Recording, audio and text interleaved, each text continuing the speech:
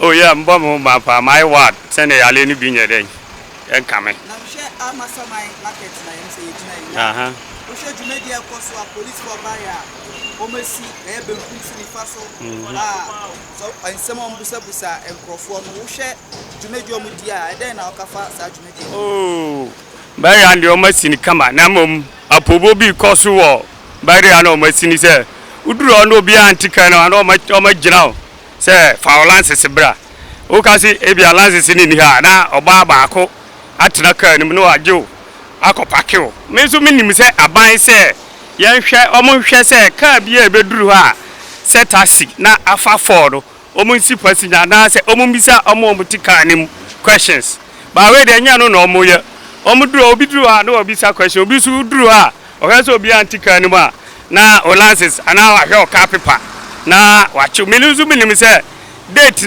na yo ho sisi ado uko DVL a obi anya dwuma ho a o kwakoye o lances no ena ye su taxi driver for ye si ye kwan se ma ye nya dwuma na ai se ye na mu ma me na se mo kan se ye gina wiaso ena ban se mo na mo se mo na ena mo be gina na mo ka se asese ya na enti de me hunu wa ma se ma train ade no so e police wo mu gina dwuma wo mu di eno no aje se ye o lances a enkra no enu enye lances no dwuma na mo gina omo ye na mo no enu anu sa kwa se obi antu ka ni mo busa lances enu anu na se no ya pobo ana se ya pobo na mi busa o lances no so se unhia de aye dwuma na e de na otimi bibia o me ba market aba beto de timi bi be kra me re na afiri mo ho ana mama timi anye de amfa nkita nti at least o gina me no o lances we ne kama chance ma e bia se ni nti ba on de obisa se o lances we no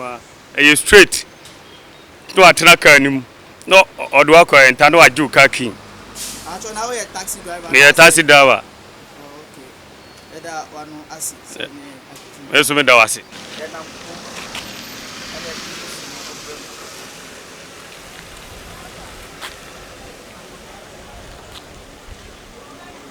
taxi driver ni sanu yo she pa ba ku no ti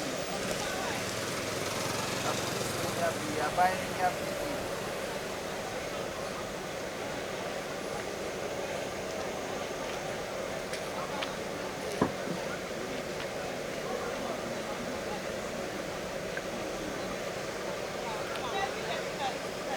to my dome some police for I am na mo person mo yebe kasa e mo mo e sha me dome na mo ki e ni o nya bi fa o mo say o mo yebe kasa e na to me dome o mo nya bi ye se ne be your mind bambo ana mind she ye the directive for the man e be ye e tuma di it's social barrier no e koso o ni fa na enforce open ke police no bisa na infa na oko se munyi a sign police na tell am is our cover no ya sign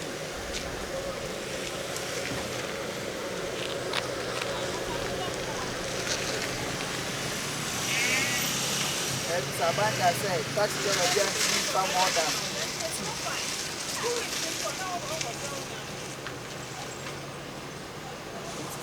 ya sign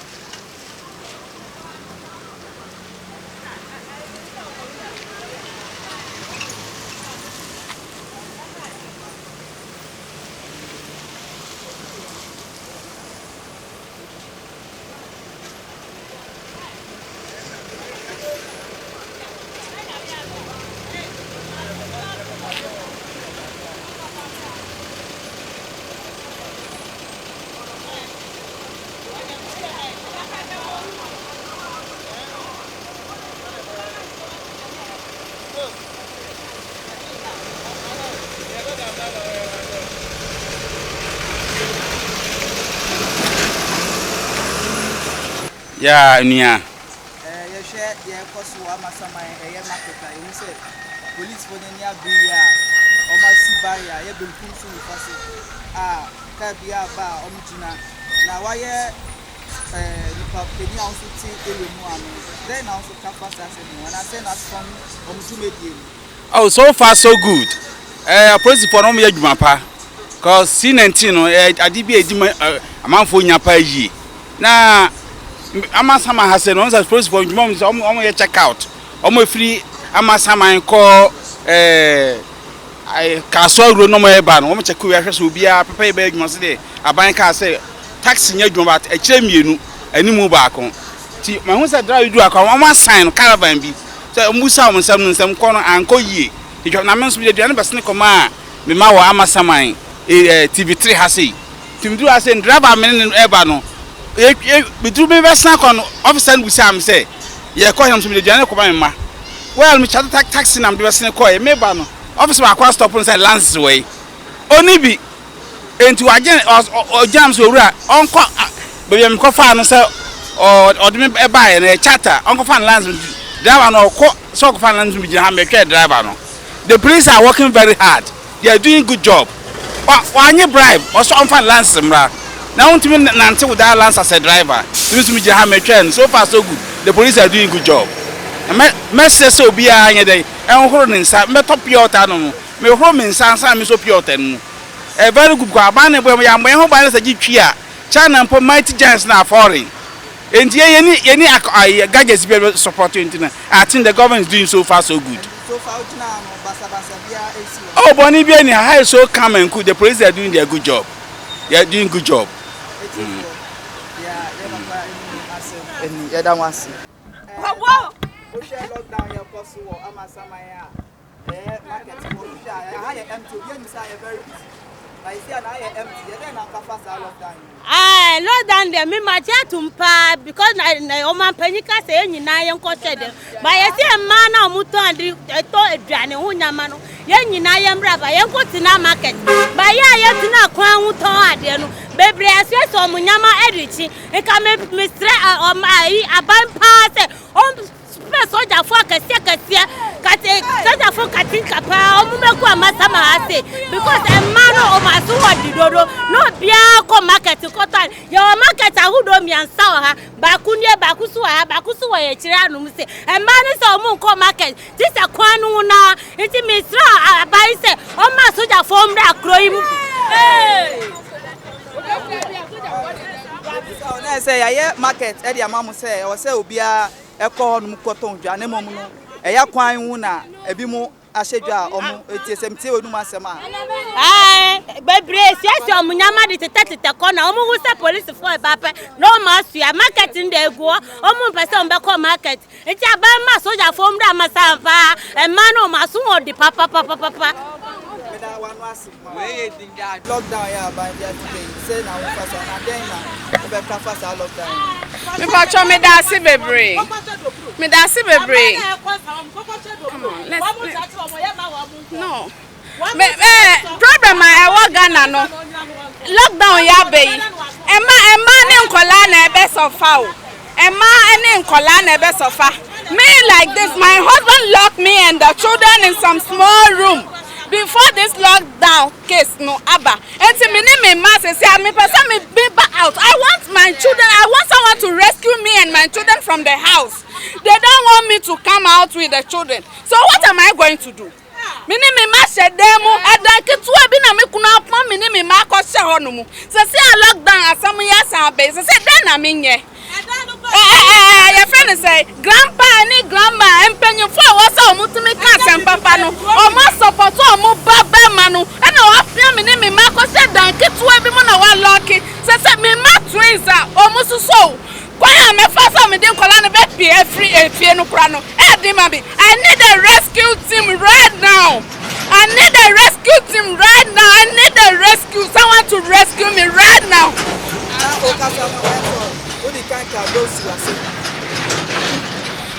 Mabama sorry humanity no pena Mabama Sama police station.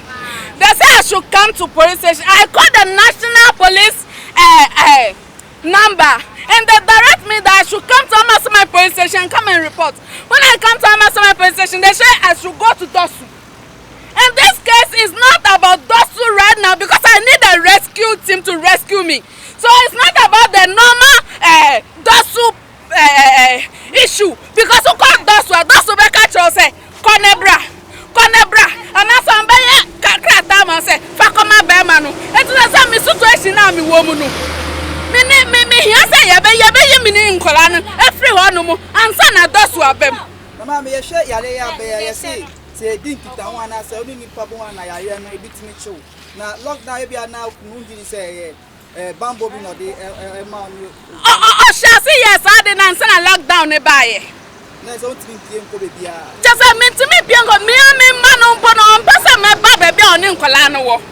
On pesa wo ba be oni. Yes. Na me ne dan ya me ne dem no opamo me ne nkola no e de ko share dan ketu abi mu before lockdown almost 2 weeks ni ansa na lockdown problem yi ba yo eti lockdown ni ba yo no na che say aduane na makoto abafia say aduane ni sa e wasa me koto fufuro ba me bua me ma no so ase ma me mbe nkola ba bia oni nkola no wo no ma me mbe ho on person me so nkola no me nya lockdown no e na all protecting me from the children o. If you are not in Yanumo, my free chroma or my Johnny Abefi Hompono, or the Colana Comasa in Yanumo, my closer to the children. How much more me and me handing me ma and son a sancriphone by you? I didn't tell me more preventing me from going to my children. And see why it is a Michelle prison. Me master mammy can say Michelle prison. I will fear her. And see I need to get out from that house. I need a government or somebody. I need a police to rescue me. I want some pay free safety no more. So I say mami kanini. Mama that one no ase. Na lockdown ya e ko so aban ya stop for ebi mo every ejuma so bia en she place na dey a aman dey na bambo e ye COVID-19 e dey na no pass ase. Yo for me there. Sabi aban dey wa ya na famu there. Minya ya nka metena fie nanso metena fie ntena sanse me a single parent nkola for me nko na me hwe wom me ton fruit eti me say ja fruit di atadwe mate de metimi akoton Monday ni me koye jojo yen Tuesday no so sa Tuesday ni manim ana mo twe abasi yeso police for me anikita prayer na ma ye di pradwom no wo de bro ye me mom de no kura ni mitimi tu me ka bi anka me na ma me ba ko de Womo bu na de sa o ma de bi na o mo de shoki nipa no e shoki maame no ya nim ana mo maame no so ne ko se railway police station ho e ho na mo de maame ne ko se ye enti yesa so dwane ko CMB abrofokate na se o mo santo aye wo ho e ba bu yen yie enti me niam kantem yensa de menti mi anto me sanso de ba amasaman so me ba ye no hwe somebody yes ho na me ko se dwa e ho supposed for ne time bikokote sa enua we yachi yanto me mango ni se si ame ne mu kasai esi wo se si ani nyina asem pa metimi ne mu akọ ne makotwa eno so manton eti di paso de mango ne be wo bush na ya wo teba ene wasan afre ene na asa de ne de wo fa manton mango kante me asa ba ku be 1.5 me ansa ne nyina asai manton and at the same time so me so me gira hey me dan kaso me ana me rent say me fe wura say me kokro mo ba kro ma me wura fe because me de yare aba and also the whole try me ti hey ya la me ti stadium junction hey ya enya easy enti me tina fe a entina papa ni say yes obi antina fie and me de me ko na me ba onu so je ne rent sika onu so wo je ne rent sika me tina fie enya ye me man so ko mo de wom enti yesra omo so we see ye ton ade ye ndidi a ye ntimi meton de a yesra police for na ban no om nkasa ma ye na ye ntimi titim na ye ntena se na ye nton ade